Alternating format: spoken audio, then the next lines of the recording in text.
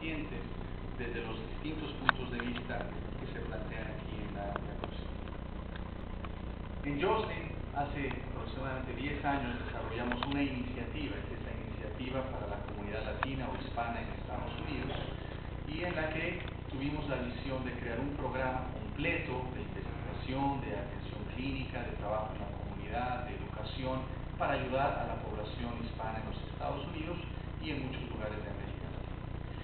Aquí está el sitio, porque no voy a tener oportunidad de plantearles todo lo que estamos haciendo, pero si alguien quiere visitar la página, ahí está mucha información en relación a lo que se está haciendo y desde el punto de vista educativo también muchas de las cosas que hacemos con los pacientes. Tenemos un programa clínico y el programa clínico está basado en tratar de ayudar al paciente desde el punto de vista no solamente científico, pero sino también social, cultural, etcétera. Hacemos muchos proyectos de investigación. Yo estoy convencido que tenemos que ir a la comunidad e ir a donde está el paciente en su domicilio, de alguna manera. Si no se puede físicamente, tenemos ahora con la tecnología que buscar la manera de llegar al paciente. El punto que yo planteo es, el paciente viene a vernos y pasa con nosotros a lo mejor 10 o 15 minutos cada 2 meses, 3 meses. Es muy difícil en ese tiempo cambiarle los hábitos y la vida a cualquier paciente.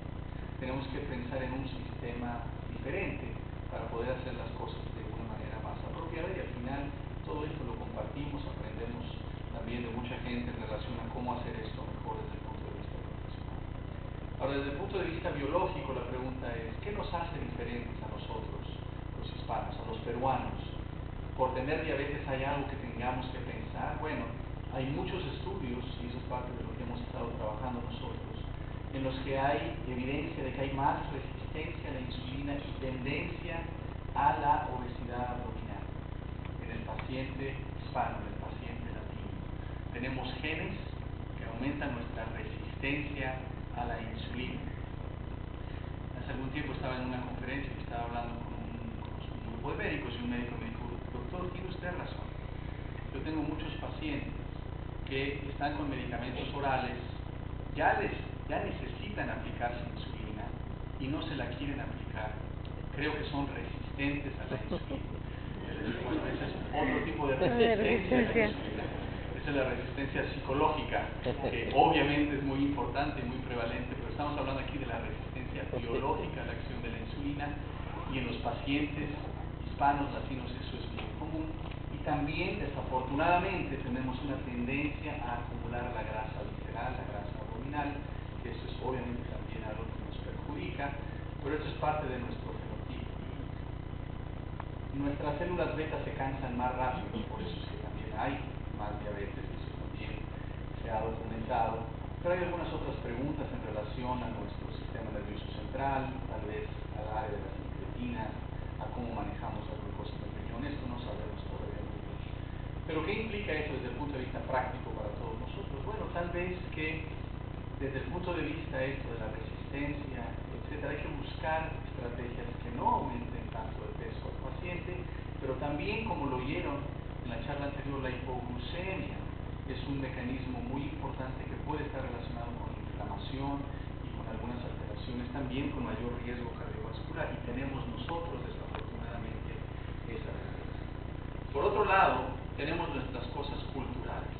En la iniciativa hicimos hace tiempo un estudio en el que les preguntamos a los pacientes algo muy sencillo, y que fue si creían que la insulina causaba ceguera.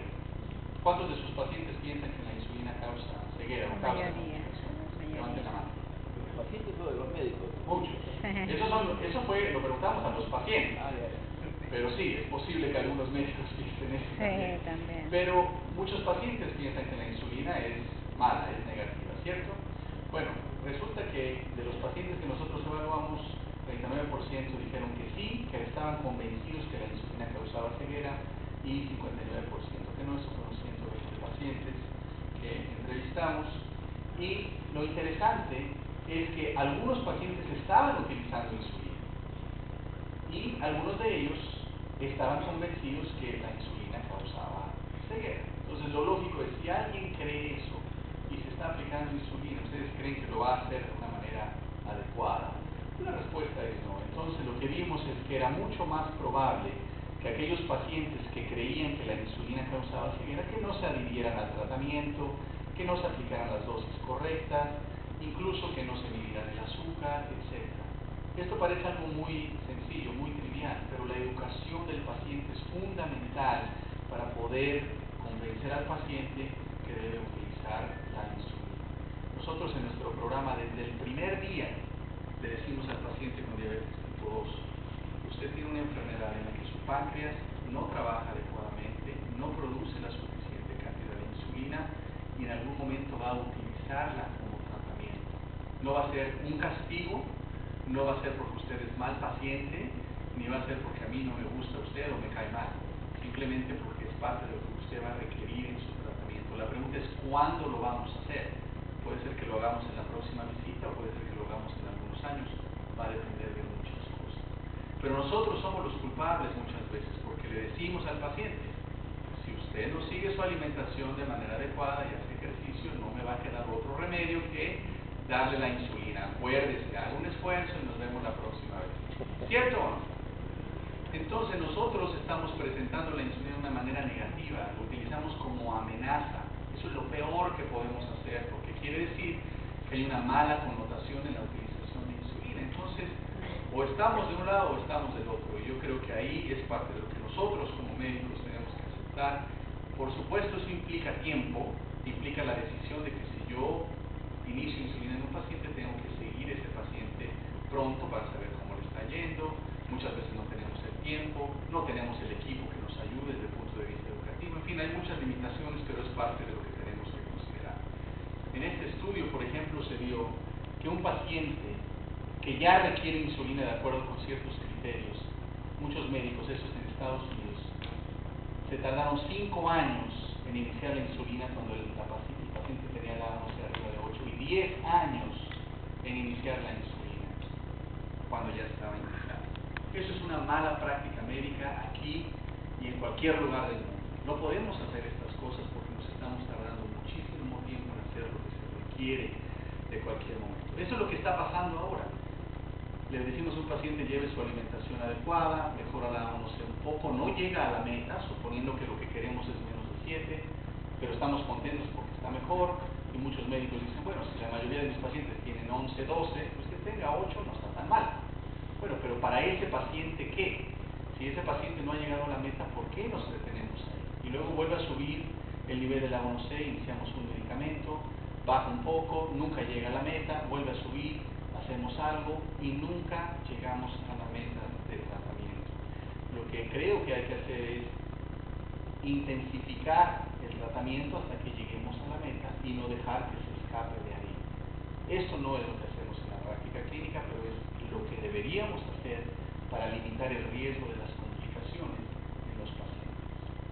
Hay que trabajar no solamente con el individuo, nosotros lo que enfatizamos mucho es trabajar con la familia, con los amigos, con los pacientes, con la comunidad, porque al final no es un individuo solo y en nuestra cultura nosotros somos muy apegados a nuestra familia, tomamos decisiones de manera colectiva, siempre invitamos al esposo, a la esposa y a los hijos a las clases y a las actividades porque al final es algo familiar.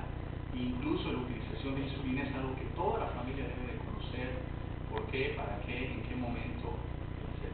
Entonces en nuestro programa tenemos muchas actividades educativas, la parte emocional es muy importante, la parte psicológica, hacemos visitas en grupo, hacemos muchas cosas, pero por ejemplo la parte educativa siempre está relacionada con el nivel de comprensión en salud que tenga el paciente, porque no todo el mundo tiene el mismo nivel educativo. Creamos hace tiempo una audionovela que ha sido un éxito, que es La historia de Rosa, que es una historia narrada por una persona que es una paciente, que es Rosa y que cuenta sus problemas con la diabetes, su temor para los medicamentos. Ella no quería utilizar insulina y finalmente lo decide hacer con todos estos mitos y todo esto. Es una historia, es una audionovela y a todos les encanta, por supuesto, todas estas historias. Ha sido una manera muy efectiva de ayudar a nuestros pacientes. Yo pienso que hay que ser creativos y buscar maneras de ayudar a la gente para poder llegarles con estos mensajes que sean prácticos, porque una parte es la ciencia, pero lo otro es el arte de cómo